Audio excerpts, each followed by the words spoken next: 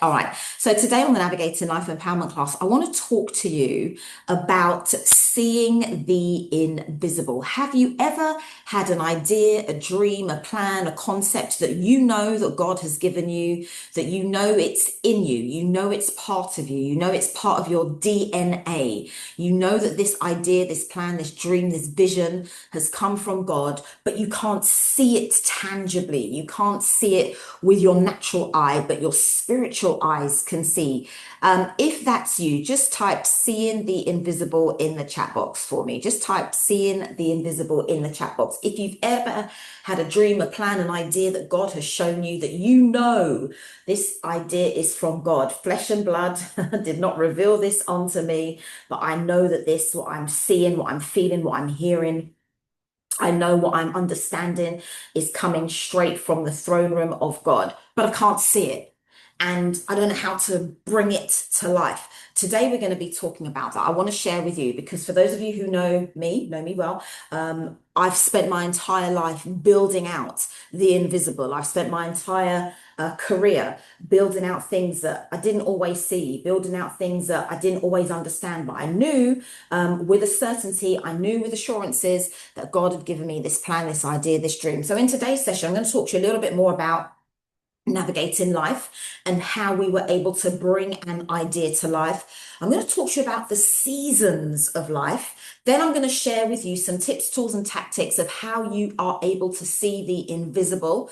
Then, for those of you who've got your tangerine or your orange, I'm going to share with you some lessons from the tangerine. I'm going to give you some defense strategies of how to bounce back when things are not going according to plan. Then I've got a few announcements to make, and then I'm going to release you into your day so that you can navigate life, so that you can actually put seeing the invisible into action. So many of you will know, many of you will be aware that the Navigating Life Empowerment class now has been in situ. We've been running this class, oh my goodness, for, oh my gosh, 5 years. This is our sixth year. And we started in the global pandemic, in the middle of the global pandemic as a response to the global pandemic. So at the time, I was head of women's ministry at my local church, and the Navigating Life Empowerment class was our response to the global pandemic. So we were meeting on a weekly basis. It was supposed to be 12 weeks, but 6 years later, oh my goodness, 6 years later, we are still here. And out of the Navigating Life Empowerment classes, we had 3 anthologies that what you can see on the screen. Those anthologies speak to women about their mindset, identity, and relationships. They speak to women who are navigating health, grief, and loss. They are speaking to women who are navigating motherhood, change, and emotional roller coasters. They are all available on Amazon. And they speak to the different seasons of life that you are having to navigate. Some of the authors, I see Janet, I see, let me see who else, Simone. Then there may be others on the line, but I'm across 2 screens, so I can't see you. But Janet and Simone are authors. And Joyce is also an author, I believe. But they speak to the different situations and the different vicissitudes of life that you have to navigate as you are trying to be who God has called you to be. And it was a perfect way for women to capture their stories, because what I really wanted to do was make the stories available to women of our generation, women who would be navigating different seasons of life. The reason why this is important is because I wanted to give you access to people who are experiencing real issues, real challenges, real experiences. And more importantly, more than all of this, I wanted to show you a way out. So these 37 amazing women who I love to refer to as ambassadors of hope, in their stories are showing you a way out. Their stories are pointing you towards faith. Their stories are pointing you towards how God brought them through. They are sharing with you real systems, real defense strategies of how they made it out, how they were able to navigate a challenging situation. And the reason why this is important is because I recognize that most of you, if not all, are navigating a challenging season of life. Most of you, if not all, are navigating a challenging season of life. And when we think about that challenging season, whether it's health, grief, or loss, whether it's a mindset issue, an identity issue, a relationship issue, motherhood, change, emotional roller coasters, whatever that issue is that you are navigating, there is a system, there is a structure, there is a requirement for you to put a strategy in place in order for you to win, in order for you to win. I want you just to type the word winning strategy in the chat box. Type the words winning strategy in the chat box. Some of you right now are experiencing a challenging season just purely because of where you are, your mindset, your identity, your relationship. And what I want you to understand is that Psalms 30, verse 5 says this: weeping may endure for a night. Weeping may endure for a night, but what happens in the morning? Joy comes in the morning.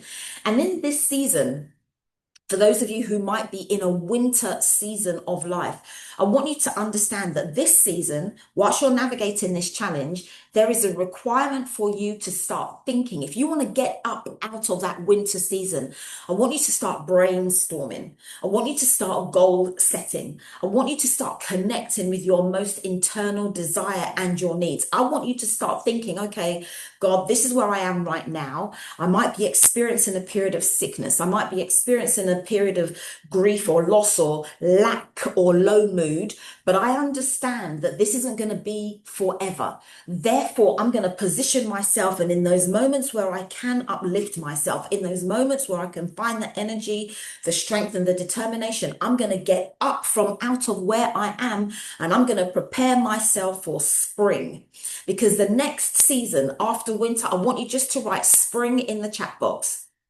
So winter is your planning season, but spring is your planting season. Spring is your planting season.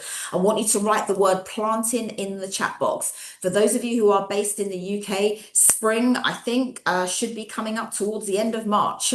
And in spring, what I want you to think about is the ideas that you were taking from the winter, the things that you were planting, the ideas, the seeds that you were sowing in your winter season.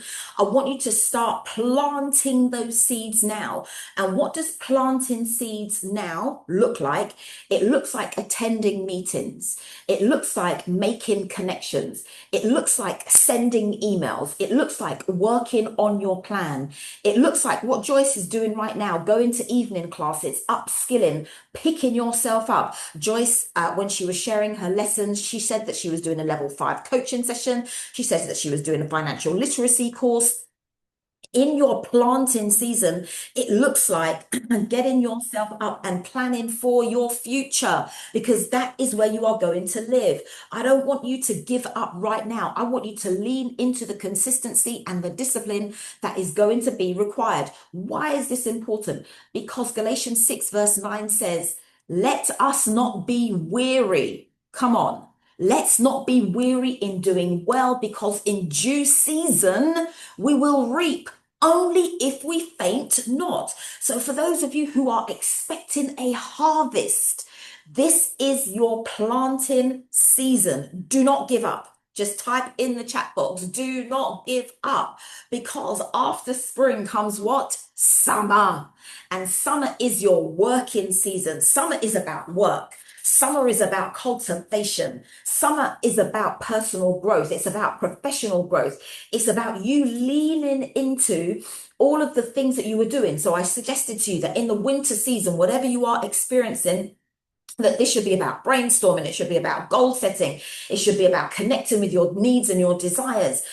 Then you move from winter into spring, where you are showing up, where you're sowing seeds, you're attending meetings, you're sending emails, you are being visible on social media. You are doing what you need to do in order to make it work. Then comes the summer season, where you are actually enjoying working. You're using your talents, your abilities, your gifts, your skills that God has given you for this season of life. After summer comes what? Autumn. or fall for my friends in the US. After summer comes fall. And in the fall, that's harvest. That's harvest time. Harvest time is the time to celebrate. It's where the produce or the outcomes or the rewards from your planting, your planning, your perspiration, that's where you are able to reap that harvest. It's when you're able to celebrate the fruits of your labor. It's when you are able to say, look, I partnered with God on this, and because I partnered with God on this, I am able to make progress. I am able to move through this challenge.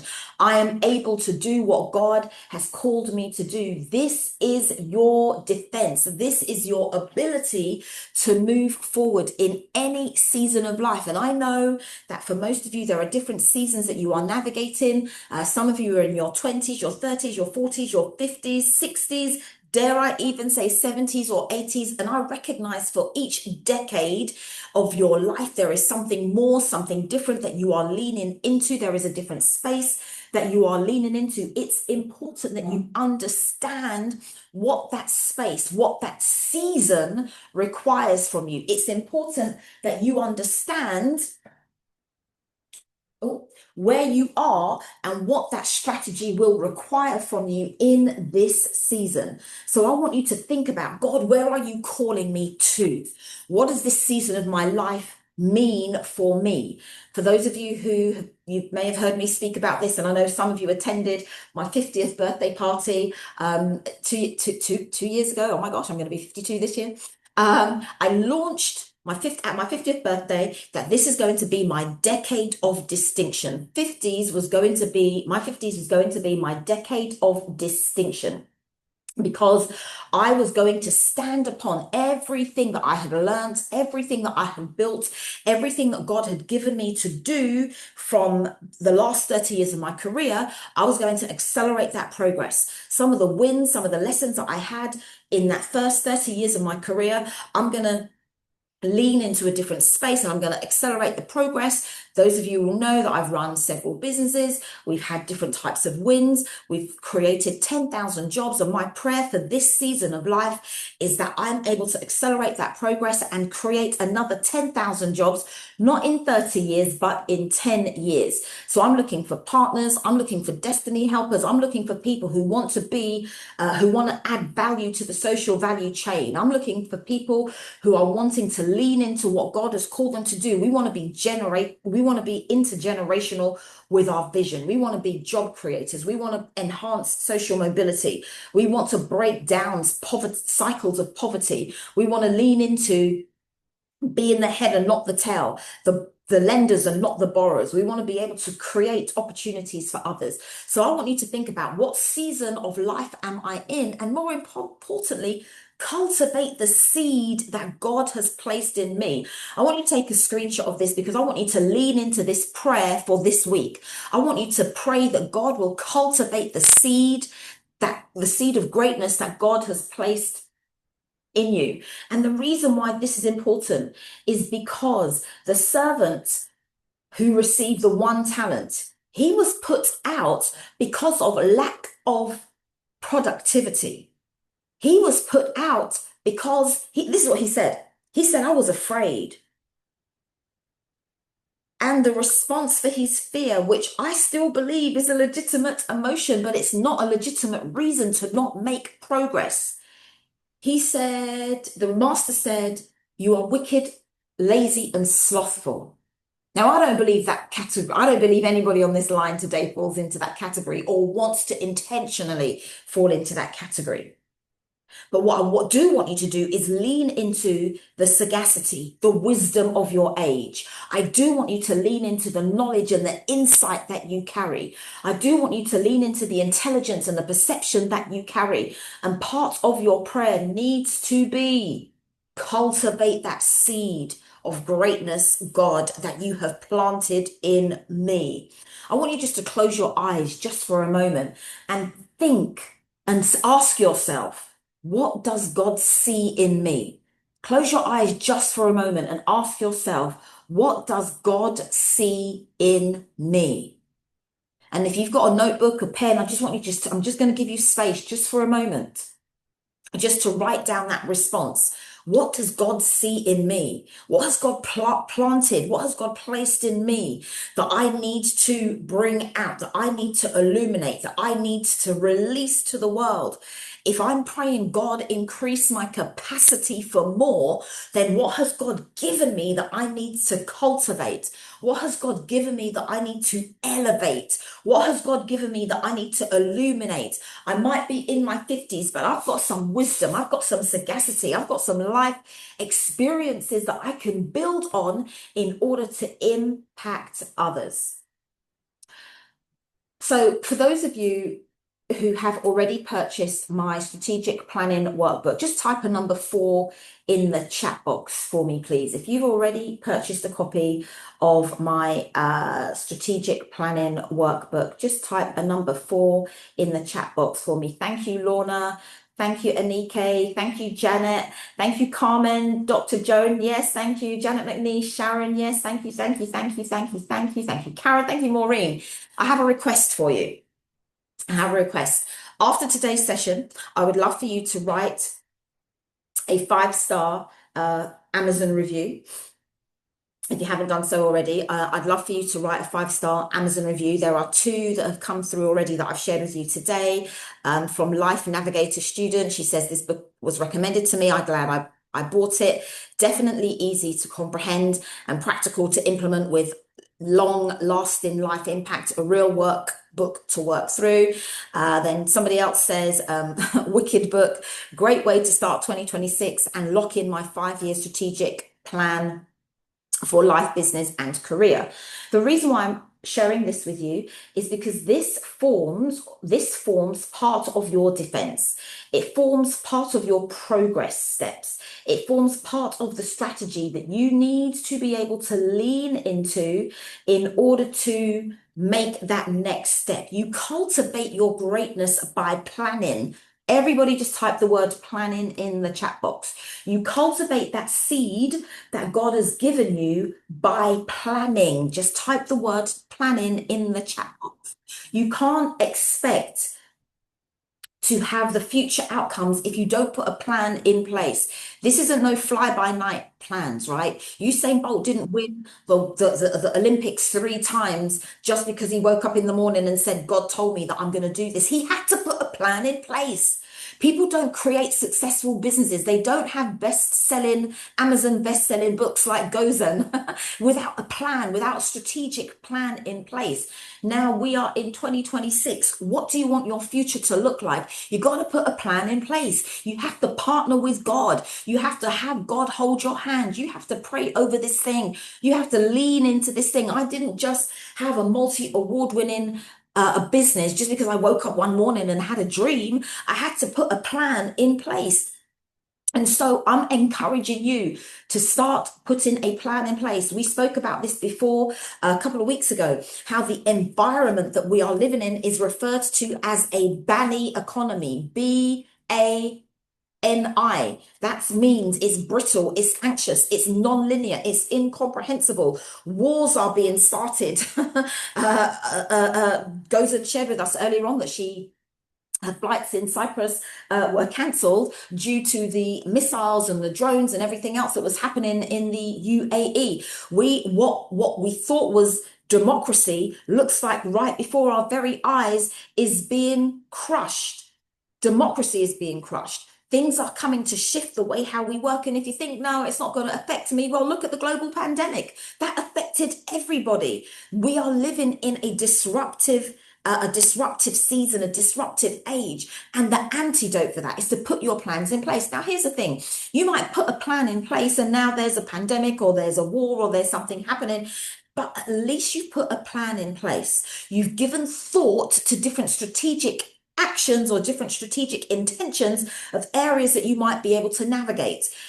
Having a plan in place, I found, helps me to navigate anxiety so that when I've got options, I don't feel like my back is up against a wall. I can lean into my team. I can lean into wisdom. I can lean into expertise in order to help me navigate a challenging situation. I want you to teach yourself to see the invisible. And one of the ways that you see the invisible is by getting your ideas out of your head onto paper in a coherent fashion. And the book allows you to do that. The book allows you to lean into what God is saying to you about your future. Lean into what God is saying to you even when things seem senseless, even when things seem unthinkable. I want you to lean into the flexibility, the adaptability, the neuroplasticity that's required in order for you to make progress. Now, I shared with you before about how you can create new neurological pathways in your brain. And you can create new neurological pathways in your brain by doing different things. Do something different, do hard things. Practice writing your name with your other hand. If you're right-handed, use your left hand. Practice brushing your teeth with your other hand. If you're right-handed, practice brushing your teeth with your left hand. Just a simple task, a simple activity to get your brain function going in a completely different way and helping you to create new muscle memory, new neurological pathways that you can lean into. One of the ways how you can do that is through strategic planning, because this is important. I want you to write this in the chat. Where there is no vision, the people perish. Write this in the chat. Where there is no vision, the people perish. You need to be able to see where you are going. I want you to be able to see where you are going. Where is God leading me in this season? Purpose requires you to see differently. You will fulfill your purpose. You will lean into your purpose by writing and doing the work in your strategic planning workbook. And what that will do, it will help you to see differently. It will help you to think differently. It will help you to change your desires. It will help you to enhance your desires. It will help you change your guest list. And what I mean by changing your guest list is, think about if you were going to have a dinner party, name 12 people who you would invite to sit around your dinner party table, and why. Who are those 12 people, 12 guests who you would invite to sit around your dinner table for your dinner party, and why? You don't need to put that in the chat. I want you to write that as your home, as your work, your homework. Identify 12 guests. And why would they be there? What wisdom are they sharing? What experiences are they sharing? How are they holding you accountable? What questions are you going to ask them? What experiences do you want to learn from them? What failures do you want to learn from them? What is it? What questions? People say, yeah, I want to invite Oprah. What for? What are you going to say to her? What lessons do you need to learn from her life? Yeah, I want to sit down with Michelle Obama. Okay, that's great. It's not a selfie moment. What wisdom do you want to learn from her? Yeah, it's great having photos with all of these amazing, wonderful people, but more importantly, how are they seeding into your life? What wisdom, what sagacity are you applying in your own context? Because here's your defense strategy. Seeing the invisible demands intention. It demands action.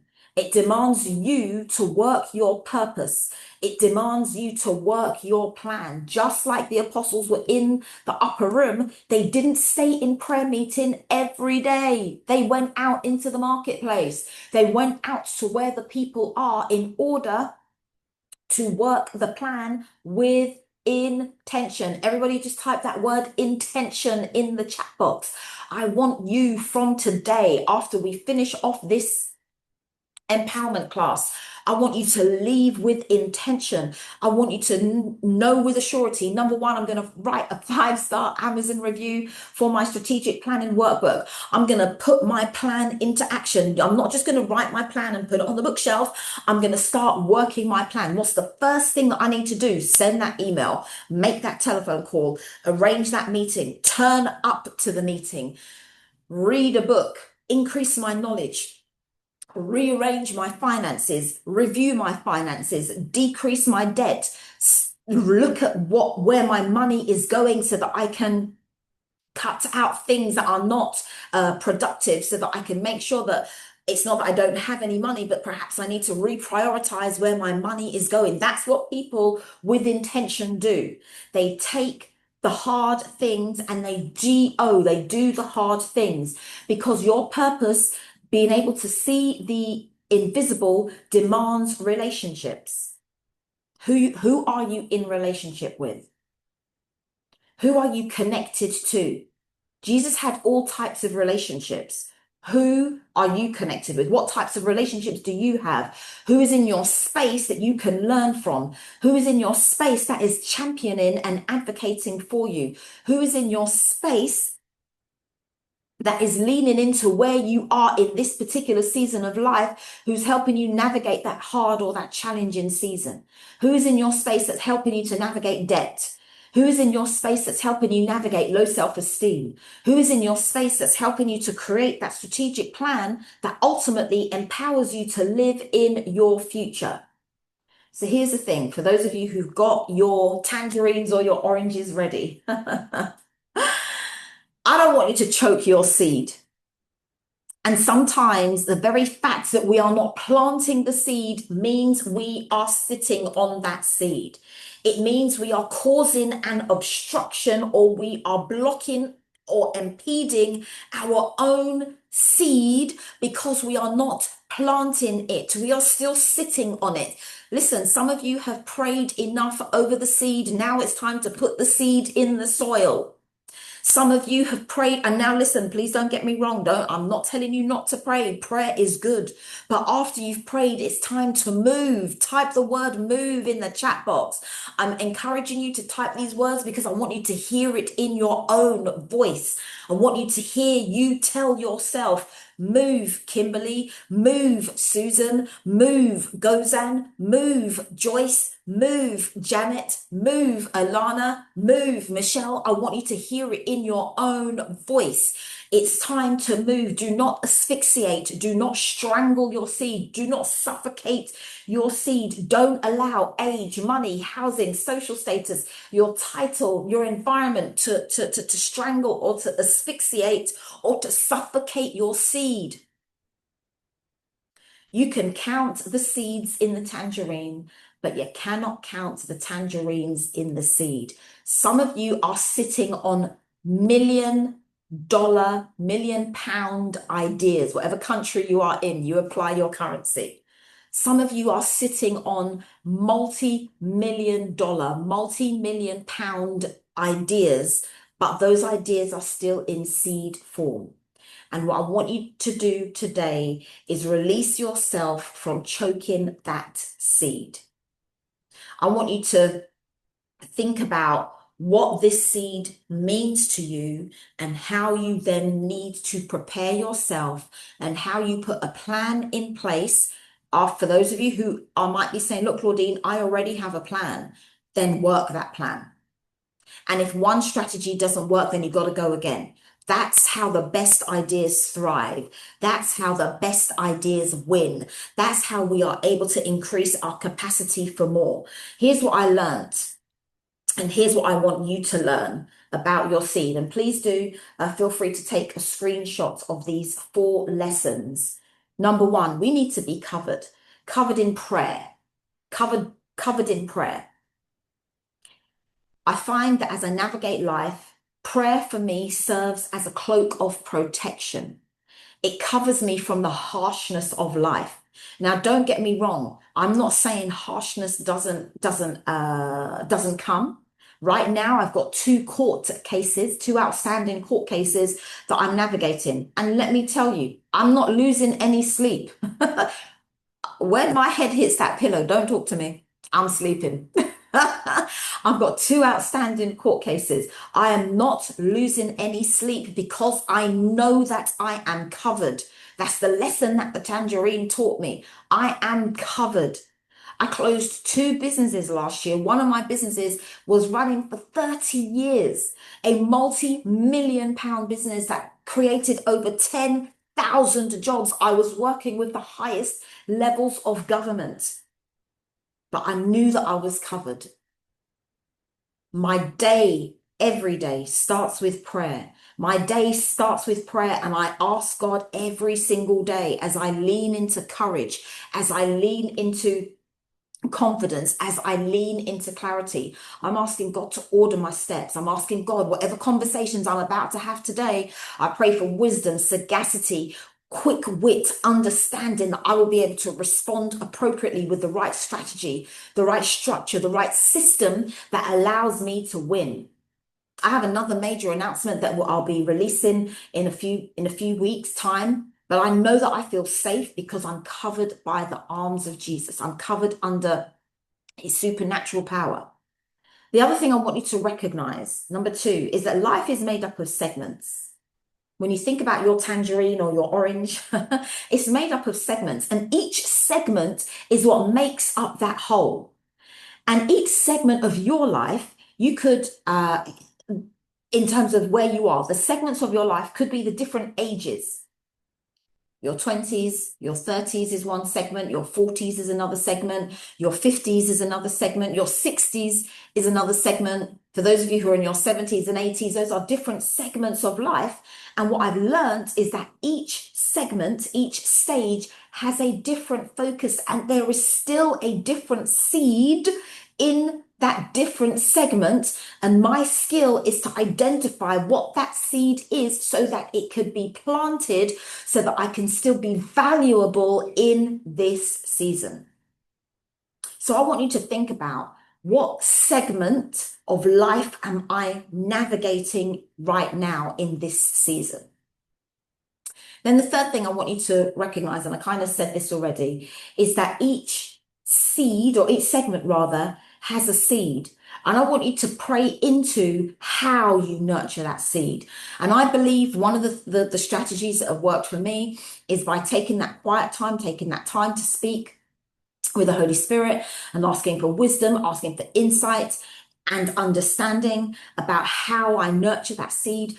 Who needs to be in my space in order to help me navigate, in order to help me bring that seed to life? Because seeds are life.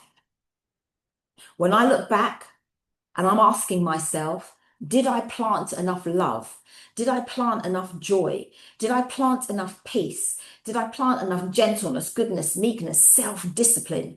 These are the things that help me build. These are the fruits of the Spirit that I'm leaning into, that as I am building, I'm building with wisdom. I'm building with action. I'm creating or curating a team of people that are able to help me to build according to the master's plan. And I want you to think about the defense systems that you are building for yourself in this season.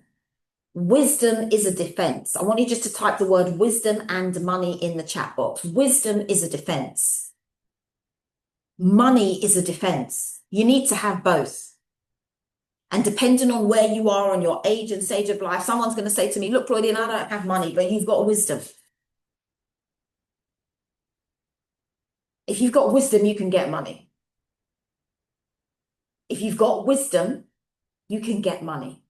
This is about how you think differently. It's about how you think creatively. It's about how you increase your capacity for more. Some systems, some structures that worked yesteryear, yes, the decade even, may not work in this particular season or this particular epoch of time that you find yourself in right now, but your wisdom is a defense. And I want you to start thinking about, how am I going to use my defense system to help me navigate this season of life? You may have heard that saying before that says, I may not have come from a wealthy family, but a wealthy family will come from me. Today is your time to start putting those systems and those structures in place in order for you to increase your capacity for more, because wisdom is a defense, even as your money is a defense. I want you to let that resonate with you. I want you to get that into your DNA. I want you to get that into your mind. I want you to think to yourself, how am I going to make this work? And sometimes making it work is not about the strategy that you used last year. As you are navigating different seasons and different vicissitudes of life, there are different platforms, there are different strategies that you need to be able to put in place. So what worked in your 20s may not work in your 30s. And what was absolutely fabulous in your 40s may not be the thing that you lean into in your 50s. For those of you who are in your 60s, what worked in your 50s, you might need a different strategy. You might need something else. But this is what I want you to lean into. This is what I want you to start thinking about so that you can come out, sharpen your vision, because you have the capacity to see the invisible.